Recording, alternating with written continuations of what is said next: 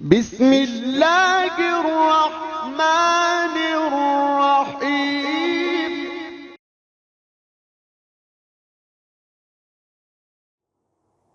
नामदहु व नुसल्ली अला रसूलिहिल करीम अम्मा बाद फ़ाउज़ु बिल्लाहि मिनश्शैतानिर्रजीम बिस्मिल्लाहिर्रहमानिर्रहीम। मैं हूं हर्बलिस्ट प्रोफेसर डॉक्टर इसाक सुल्तान और अपने यूट्यूब चैनल से आपको खुशामदीद कहता हूं। आज हम बात करेंगे हेड लाइस ट्रीटमेंट यानी सर की में पैदा होने वाले जुमों का कैसे हर्बल ट्रीटमेंट किया जा सकता है। आज हम इस वीडियो में बात करेंगे कि ये सर में कैसे पड़ती हैं, इनसे कैसे एक दिन के अंदर निजात हासिल की जा सकती है और दोबारा इन्हें बालों में पैदा ना होने दिया जाए, इसके लिए हमें क्या क्या इक़दामात करेंगे। इससे पहले कि मैं इन तमाम बातों को आपके सामने शेयर करूं, मैं आपसे रिक्वेस्ट करूंगा कि आप मेरे इस चैनल को सब्सक्राइब कीजिए और बेल बटन को भी प्रेस कीजिए। तो आइए चलते हैं अपने टॉपिक की तरफ। बहुत सारे मेरे नाज़रीन ने मुझे रिक्वेस्ट की कि अब गर्मियों का मौसम आ रहा है, सर में पसीना आता है और इस गर्मियों के अंदर जो है सर के अंदर जुमें जो हैं वो वैसे तो पूरे साल रहती हैं, लेकिन इस गर्मियों के मौसम में इनमें इजाफ़ा हो जाता है और बार बार मुख्तलिफ़ किस्म के एंटीलाइज शैम्पू और यूट्यूब से देखने वाले टोटके जो हैं इस्तेमाल हम कर चुके हैं, लेकिन इससे मर्ज़ से मुकम्मल इलाज नहीं हो रहा, इससे छुटकारा नहीं हो रहा। तो इन तमाम दोस्तों को बजाय कि मैं इंडिविजुअल तौर पे इनको मैसेज करता, तो मैंने सोचा कि आपको एक ऐसा बेज़रर फौरी तौर पे तैयार होने वाला 100% काम करने वाला एक हर्बल ट्रीटमेंट बताऊं, जिसे हम हेड लाइस ट्रीटमेंट के नाम दे रहे हैं। इससे पहले कि हम बात करें कि ये क्या कि सर के अंदर जुमें कैसे पैदा होती हैं, हमें ये इल्म होना चाहिए ये जुमें या लाइस होती क्या हैं। ये एक छोटा सा पैरासाइट है जो सिर्फ़ और सिर्फ इंसानी खून पर परवरिश पाता है, इसी को पीता है तो ये ज़िंदा रहता है। ये किसी भी और तरीके किसी भी जानवर के ऊपर नहीं रहता। ये बहुत गलत फहमी है हमारे अंदर कि ये जो है पेट जानवर से हमारे आता है, जैसे बकरी है, बिल्ली है या कोई और भी जानवर या कोई मुर्गियाँ वगैरह, कुछ जो हमने घर के अंदर ऐसे पेट रखे हुए हैं उनसे आ सकता है। ऐसा कतई नहीं है, ये बिल्कुल गलत फहमी है और गलत बताया जाता है कि ये जानवरों से भी इंसानों में आ सकता है। ऐसा नहीं होता। ये सिर्फ़ और सिर्फ इंसानी जिस्म के इंसानी खून के ऊपर परवरिश पाता है। इसका अपना साइज जो होता है वो 2 से 5 mm तक होता है। इसकी 6 टांगें होती हैं। ये जो है वो एक जो मादा जो है लाइस जो है जिसे हम जो कहते हैं, ये 8 से 10 अंडे जो है वो रोज़ाना देती है और कभी कभार तो ऐसा भी होता है ये 30 अंडे भी रोज़ाना देती है। इन अंडों को हम जो है वो नेट्स कहते हैं और अपनी ज़बान के अंदर जो है हम इसे लिखें भी कहते हैं। ये जो अंडे हैं ये 7 से 8 दिन के अंदर जो है इनसे जुमें निकलती हैं। ये छोटी सी जुमें जो है जिनको बालिग होने के लिए 7 से 8 दिन लग जाते हैं। इनमें जो मादा है जुमें होती हैं उनका साइज़ ज़्यादा होता है, उनका साइज़ बड़ा होता है बनिस्बत नर लाइस के।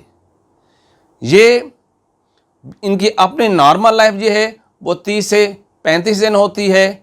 अगर इनका इलाज ना किया जाए तो ये ख़ुद ब खुद मर भी जाती हैं, लेकिन इनका ट्रीटमेंट करना जो है वो बहुत ज़रूरी होता है। अगर इनका ट्रीटमेंट ना किया जाए तो बेशक इंसानी ज़िंदगी के लिए कोई थ्रेट तो नहीं होती, लेकिन ये खून की कमी बहुत ज़्यादा पैदा कर देती है। ये जितना खून बच्चों में और ख़ास बड़े में होता है, जितनी की तादाद बढ़ती चली जाती है, उस खून को ये चूसती रहती हैं, अपनी तादाद को बढ़ाती रहती हैं और इस तरह जो है वो बहुत ज़्यादा इन्फेक्शन भी पैदा हो जाती है।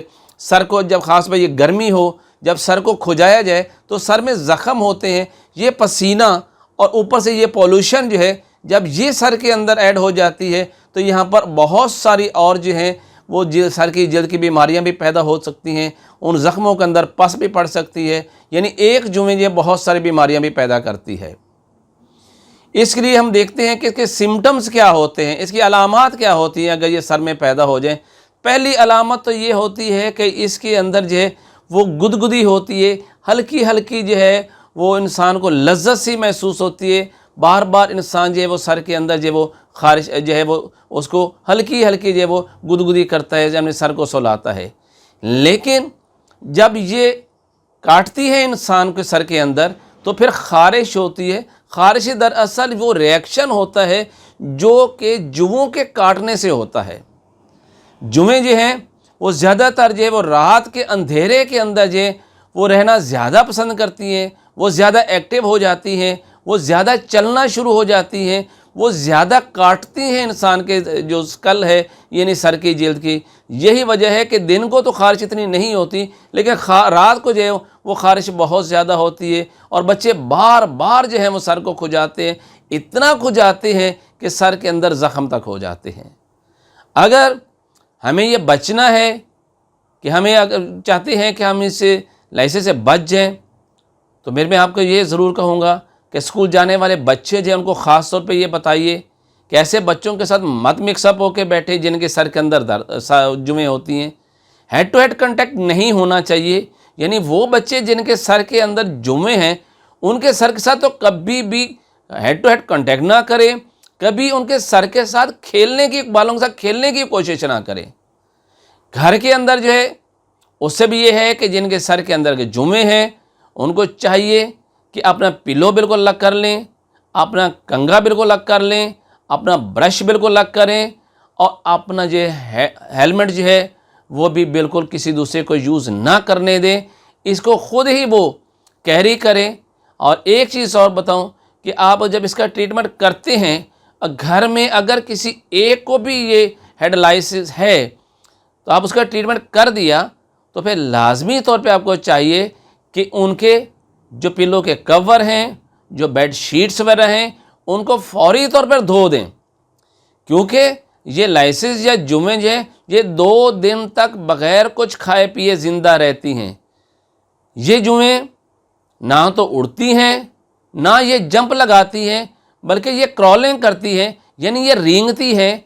ये सर से रेंग कर पिलो कवर पे आ सकती हैं और वहाँ से रेंगते हुए दूसरे जो शख्स जो उस पिलो को यूज़ करता है उसके सर के अंदर भी जा सकती हैं। ये हेलमेट के अंदर भी छुप सकती हैं। इसके अलावा ये आपके जिल्द के ऊपर, आपके जिस्म के ऊपर भी आ सकती हैं और वहाँ पर भी जो बाल हैं उनके अंदर भी रुकेंगी और वहाँ पर भी ये खून को चूसना शुरू कर देंगी। अगर घर में एक के अलावा बाकी लोगों को भी ये प्रॉब्लम है, बाकी बच्चों को या बड़ों को है, तो सबका एक साथ ही ट्रीटमेंट करना है आपने और सबका एक साथ ही जो है उनके कपड़े जो हैं यानी उनके पिल्लों से और उनके चादरें उनको धोना है ताकि ये दोबारा जो है किसी को ट्रांसफ़र ना हो सके। अब हम बताते हैं आपको इसका हर्बल ट्रीटमेंट क्या है। एक ऐसा इलाज, एक ऐसी दवा जिसको बनाना इंतहाई आसान होता है, जो आप चाहें तो जितनी मर्ज़ी मिकदार में बना लें और सिर्फ 5 मिनट भी नहीं लगते इस दवा को बनाने में। इसके लिए 2 अज़ा आपको चाहिए होते हैं जो आपने पंसारी से लेनी है। वो एक है मरकरी जिसे हम पारा कहते हैं, वो आपने 10 ग्राम लेना है और दूसरा है गंधक, ये आपने जिसे सल्फ़र हम कहते हैं, ये आपने 70 ग्राम लेना है। गंधक को ज़रा बारीक पाउडर कर लीजिएगा, उसमें मरकरी को मिक्सअप करके वो ग्राइंडर जिसके अंदर आप गरम मसाला पीसते हैं उनको अच्छी तरह पहले साफ़ कर लें और ये दोनों चीज़ें उसमें डाल के सिर्फ 5-5 मिनट के लिए 3 दफ़ा, यानी 5 मिनट पहले 2 मिनट से 5 मिनट तक आप उसको चलाएं स्लो स्पीड के ऊपर। इसको बंद करें, फिर मिक्सअप करें, फिर उसको 5 मिनट के लिए चलाएं, फिर इसको ठंडा करके मिक्सअप कर लें इस पाउडर को और फिर आप इसको एक दफ़ा और ग्राइंड करें तो ये बिल्कुल ब्लैक कलर का पाउडर आपके पास तैयार हो जाएगा, जैसे कोयला होता है काला स्या रंग का। तो इसका मतलब ये होगा कि अब आपके पास ये कजली तैयार हो गई है। ये जो पाउडर तैयार हुआ है हमारे तिब्बी ज़बान में इसको कजली कहते हैं। ये कजली आपने 10 ग्राम लेनी है और इसके अंदर 30 ग्राम आपने खालिस जो है वो सरसों का तेल इसमें मिक्स कर लेना है। कुछ लोग ऐसे करते हैं कि इसके अंदर तारा मीरा का तेल भी इस्तेमाल करते हैं। तो दोस्तों, जैसे मैंने पहले कहा है कि जब बालों में जुएँ होती हैं तो उसमें ख़ारिश होती है और समटाइम वो ख़ारिश इतनी तेज़ होती है कि सर में ज़ख़म हो जाते हैं। अगर आप तारा मीरा का तेल इस्तेमाल करेंगे, एक तो आम जिल्द को वो बहुत ज़्यादा चुभता है और ज़ख़म के ऊपर लग जाए तो फिर क्या होगा, बच्चों की तो चीखें निकल जाएंगी। इसलिए ये जो नुस्खा मैं आपको बता रहा हूँ इसके 2 फ़ायदे हैं। एक तो ये है कि जुमें फौरी तौर पे मर जाएंगी, दूसरा ये है कि ख़ारिज करने से जो वहाँ ज़ख़म हो गए हैं वहाँ पर जो है वो अगर खून भी निकल रहा है, और अगर जब ये गर्मी का मौसम आया, पसीना आया, वहाँ बैक्टीरियल इन्फेक्शन पैदा हो गई और वहाँ जो ज़ख़म थे उसमें पस भी पैदा हो सकती है या हो चुकी है, तो ये पाउडर जो मैं आपको बता रहा हूँ कजली, जब इसे तेल में मिला के आप इस्तेमाल करेंगे तो ये उन ज़ख्मों को भी और उस पस को भी मुस्तकिल तौर पर ठीक कर देगा। यानी आपको जो मैं ऐसा ट्रीटमेंट बता रहा हूँ जो 2 in 1 है, ये एंटी लाइस ट्रीटमेंट भी है और आपके स्कल में होने वाले इन्फेक्शन को भी ठीक करता है और इंतहाई बेज़रर है, इसका किसी किस्म का कोई नुकसान नहीं है। आप इसे ऐसा कीजिए कि तेल में मिला के सर की जो बाल हैं उनकी जड़ों के अंदर भी लगाइए और बालों के अंदर भी पूरा लगाना है, क्योंकि इसके जो लीखें या जिसे हम अंडे कहते हैं वो ज़्यादातर जो हैं वो बालों के अंदर ही होती हैं, ये मिड के ऊपर होंगी, उसके सिरों के ऊपर होंगी। आप देखेंगे बहुत ज़्यादा आपको वाइट वाइट जो है वो इसके अंडे नज़र आएंगे। तो उसके बाद ये लगते अच्छी तरह लगाने के बाद सर को पूरी तरह जो है आपने कपड़े से बांध लेना है, क्योंकि कोई भी मरना नहीं चाहता, वो अपनी जान को बचाने के लिए हाथ पांव तो मारता है, यानी वो बालों से दूर भागेंगी। और अगर आपने बाल खुले रखे तो वो बहुत स्पीड के साथ जो है वो पिलो कवर पर आ जाएंगी और इस तरह से अगर कोई दूसरा इसको यूज़ करता है तो उसको भी ये हो सकती है। क्योंकि इसलिए मैं दो हो सकती है क्योंकि ये बगैर कुछ खाए पिए 2 दिन तक ज़िंदा रहती है। तो आपको चाहिए कि जिन बच्चों में या जिन बड़ों को ये प्रॉब्लम है उनको एक ही दिन के अंदर आपने इसे ट्रीटमेंट देना है और उसके साथ उनके कपड़े, चादरें, उनके खास पर पिलो कवर हैं उनको धो लें। इसके ज़्यादा अगर आप चाहते हैं ये दोबारा आपको ना हो तो ख़ास तौर पर हेड पिन्स जो होती हैं, हेयर पिन्स होती हैं, जो अक्सर बच्चियाँ या बड़ी जो ख़वातीन आपने सर में लगाती हैं, उससे अवॉइड करना चाहिए, वो शेयर नहीं करना चाहिए किसी को। आपने कंघी और ब्रश को किसी के साथ शेयर मत कीजिएगा। हेड टू हेड कांटेक्ट बिल्कुल नहीं होना चाहिए। पिलो कवर अलग होने चाहिए। हैट वगैरह जो है, अब चूँकि गर्मियाँ हैं लोग अक्सर हैट यूज़ करते हैं गर्मी की लो से बचने के लिए। हैट कभी भी एक का दूसरे के साथ शेयर ना हो।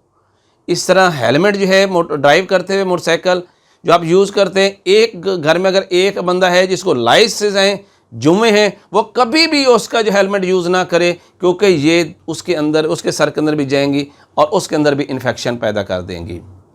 हर्बलिस्ट प्रोफेसर इसाक सुल्तान, लाहौर, पाकिस्तान।